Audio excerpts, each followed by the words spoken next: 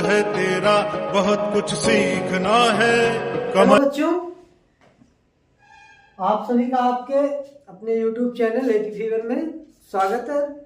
रात में करीब लगभग 11:30 बज रहे हैं। मैं आप लोगों के लिए लेक्चर लेके आया हूं और सोचा कि आप लोगों के लिए और एक आध वीडियो बना दें, क्योंकि आज दिन में छुट्टी मिल नहीं पाई थी। तो हम लोग कक्षा 10 के विज्ञान अध्याय 6 के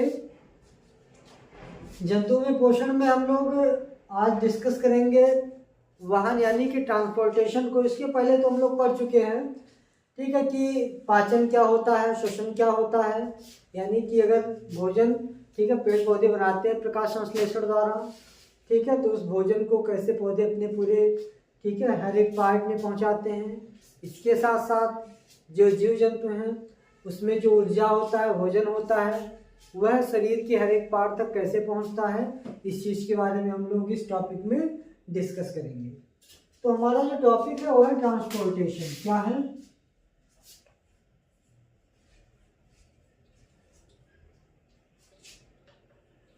ट्रांसपोर्टेशन मतलब वहन।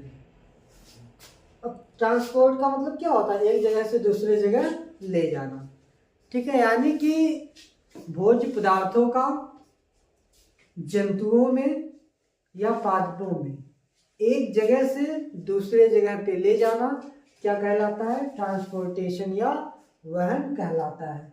तो इसके पहले हम लोग देखे थे कि जो पौधे होते हैं अपना भोजन किस रूप में बनाते हैं, ठीक है, और किस प्रक्रिया द्वारा बनाते हैं, तो यानी कि प्रकाश संश्लेषण द्वारा।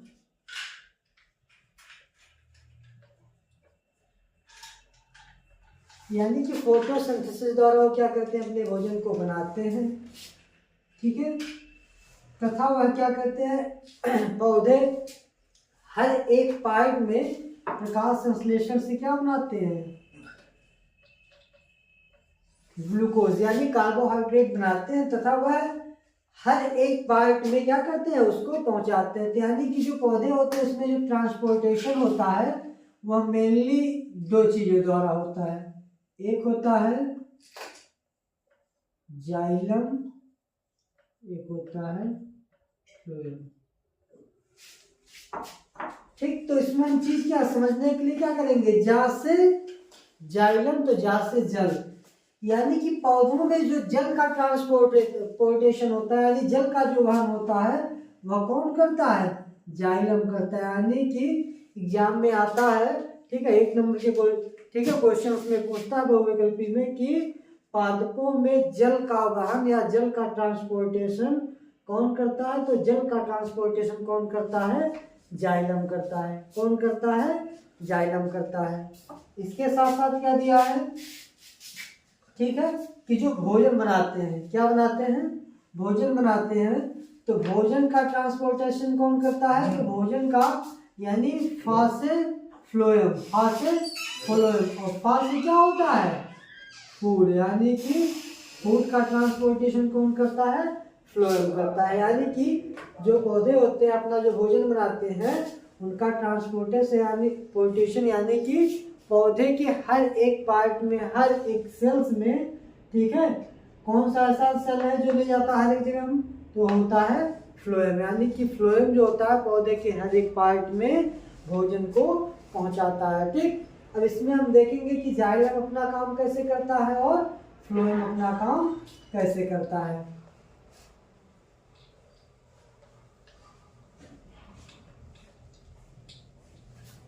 तो हम इसमें देखेंगे जो जाइलम होता है, यानी कि मान लो जो प्लांट है इसकी जड़ें हैं, ठीक, पत्तियां हैं, बस रफली डायग्राम है।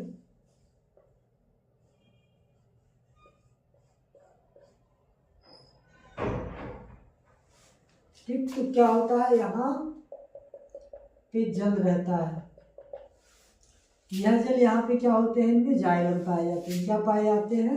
जाइलम पाए जाते हैं। अब यह जाइलम क्या करते हैं? मृदा से जल को सोखते हैं। क्या यानी जल क्या होती है? जल मृदा से जल को क्या करेगी है? अवशोषित करेगी, यानी कि सोखेगी। और यहाँ पे क्या पाए जाते हैं? जाइलम। क्या पाए जाते हैं? जाइलम। ये जो जाइलम होते हैं यह किस विधि द्वारा जल को ऊपर खींचते हैं?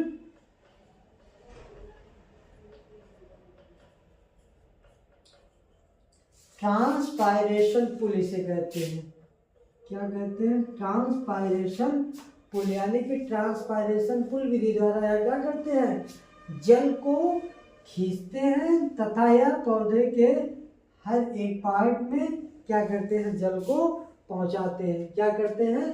पहुंचाते हैं। और जब जल की अधिकता हो जाती है तो पत्तियों में, इसके पहले आप देखे होंगे कि जो छोटे छोटे छिद्र होते हैं जिसको हम क्या कहते हैं? रंध्र कहते हैं। क्या कहते हैं? रंध्र, यानी कि स्टोमेटा। क्या कहते हैं? स्टोमेटा। इसमें क्या होता है? वाष्पोत्सर्जन। क्या होता है? वाष्पोत्सर्जन, जिसको हम क्या कहते हैं? ट्रांसपायरेशन, यानी कि वाष्पोत्सर्जन द्वारा जल क्या होता है? वाष्प के रूप में बाहर निकलता है, जिससे क्या होता है? पौधों का तापमान मेंटेन होता है। तो तथा पौधों में जो जल की अधिकता होती है वह किस विधि द्वारा बाहर निकल जाती है? ट्रांसपायरेशन द्वारा। तो एग्जाम में आता है कि ट्रांसपायरेशन क्या होता है, पौधों में इसका महत्व क्या होता है। तो ट्रांसपायरेशन एक ऐसी प्रक्रिया होती है जिस माध्यम से पौधों में जल रंध्र के माध्यम से वाष्प के रूप में बाहर निकलता है। वह प्रक्रिया क्या कहलाती है? वाष्पोत्सर्जन। क्या कहलाती है? वाष्पोत्सर्जन।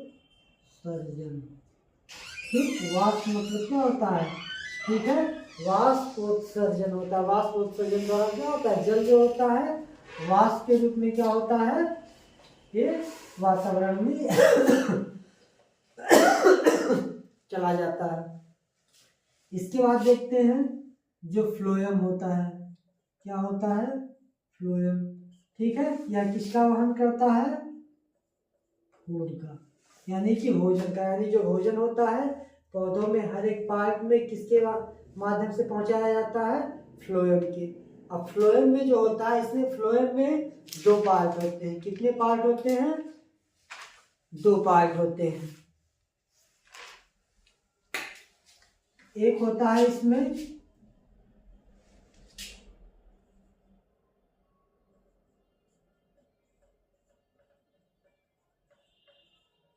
चलनी नलिका, जिसको हम कहते हैं सीव ट्यूब, और एक होता है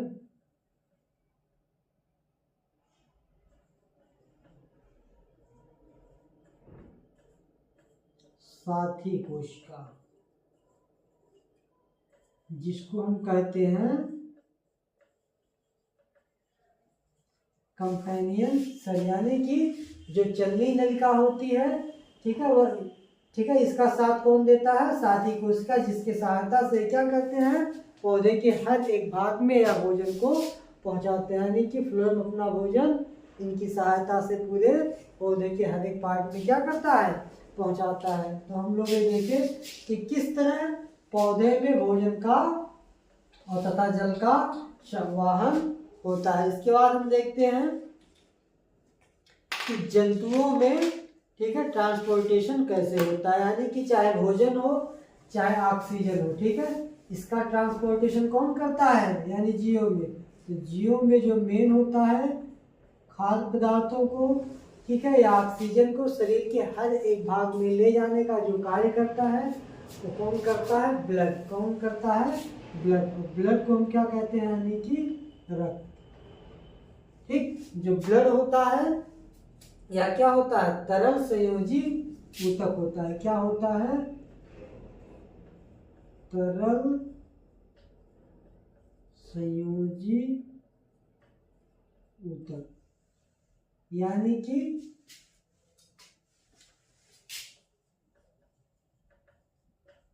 फ्लूइड कनेक्टिव टिश्यू होता है। इसी की सहायता से, ठीक है, चाहे ऑक्सीजनेटेड एयर्स हो, ठीक है, चाहे भोजन हो, शरीर के हर एक भाग तक क्या होता है? पहुंचाया जाता है। अब ये क्या है? यह मेनली दो भागों में बटा होता है। एक होता है प्लाज्मा और एक होते हैं ब्लड सेल, यानी कि प्लाज्मा होता है और रक्त कोशिका। क्या होता है? रक्त कोशिका। अब प्लाज्मा का मेन काम क्या होता है कि यह पचे हुए भोजन को, यानी पचा हुआ भोजन क्या करता है, पूरे शरीर के हर एक कोशिकाओं तक ले जाता है। इसके अलावा यह क्या करता है, जो तुम्हारा ठीक है कार्बन डाइऑक्साइड युक्त भोजन होता है, ठीक है, या पदार्थ होते हैं, उनको भी शरीर से हर एक भाग से ले आकर के वह कहाँ पहुंचाता है, लंग्स में। इसके अलावा ठीक है जो नाइट्रोजनी युक्त पदार्थ होते हैं उनका भी यह क्या करता है, वहन करता है। क्या करता है? वहन करता है। और जो हमारे ब्लड सेल होते हैं इनका जो मेन काम होता है वो ऑक्सीजन को ठीक है हर एक कोशिकाओं तक पहुंचाना तथा कार्बन डाइऑक्साइड युक्त वायु को पुनः ठीक है लंग्स में ले आना। तो इसमें चीज क्या है, जो ब्लड है इसके दो कंपोनेंट है, एक है प्लाज्मा, एक है ठीक है रक्त कोशिका यानी ब्लड सेल। प्लाज्मा का काम पचा हुआ भोजन को हर एक जगह पहुंचाना, इसके साथ साथ कार्बन डाइऑक्साइड युक्त ठीक है कंपोनेंट को हर एक जगह से ले आना तथा नाइट्रोजन युक्त पदार्थों का वहन करना। अब इसमें हम देखेंगे कि जो हमारे ब्लड वेसल्स होती है, रक्त कोशिकाएं होती हैं, इनमें क्या क्या कंपोनेंट होते हैं और कैसे अपना कार्य करते हैं। तो जो हमारे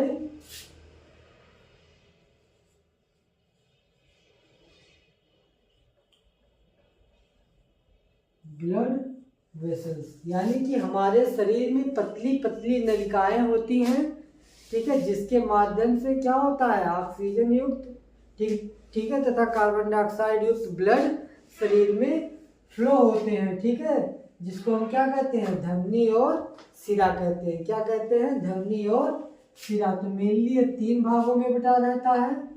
एक होता है धमनी, जिसको हम क्या बोलते हैं, आर्टरी। क्या बोलते हैं, आर्टरी। एक होता है सिरा। क्या होता है, सिरा, जिसको हम क्या कहते हैं, वेन।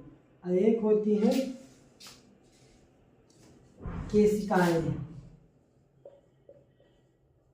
क्या होती हैं, केशिकाएं, जिसको हम क्या कहते हैं, कैपिलरीज। क्या बोलते हैं, कैपिलरीज।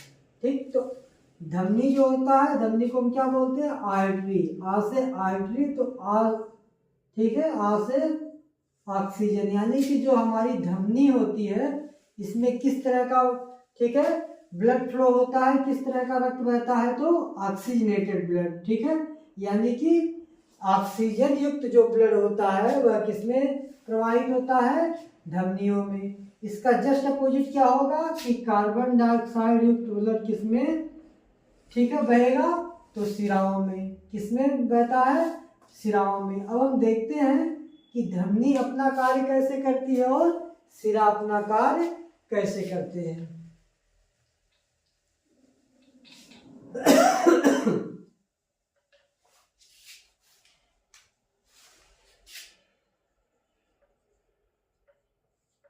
एग्जाम में अगर हम इसको ठीक है ऐसे रफ डायग्राम से ही बनाएंगे, इसको सिंबल द्वारा, तब भी ये गलत नहीं होगा। अब चीजें क्या होती हैं कि जो हार्ट होता है, क्या होता है, हार्ट जो होता है ठीक है, उसमें जो ऑक्सीजनेटेड ब्लड होते हैं, जब यह पंप करता है तो यहाँ से ऑक्सीजन युक्त ब्लड क्या होता है हमारे ठीक है कहाँ जाता है, धमनियों में जाता है।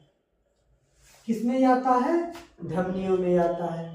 ठीक, अब ये जब धमनी में जाएगा तो क्या होगा, यानी कि ब्लड बहुत तेजी से फ्लो होगा। जब फ्लो होगा तो यानी कि धमनियों में जो होता है, धमनियों में प्रेशर जो होता है, क्या होता है, प्रेशर, जो दाब होता है धमनियों का बहुत अधिक होता है। दूसरा पॉइंट क्या हो गया, यानी कि ठीक है धमनियों का प्रेशर क्या होता है, बहुत अधिक होता है, इसीलिए जो धमनियों की दीवारें होती हैं, वाल होती है, क्या होती हैं, वाल, यानी कि इसकी जो दीवारें होती हैं वह क्या होती हैं, मोटी होती हैं तथा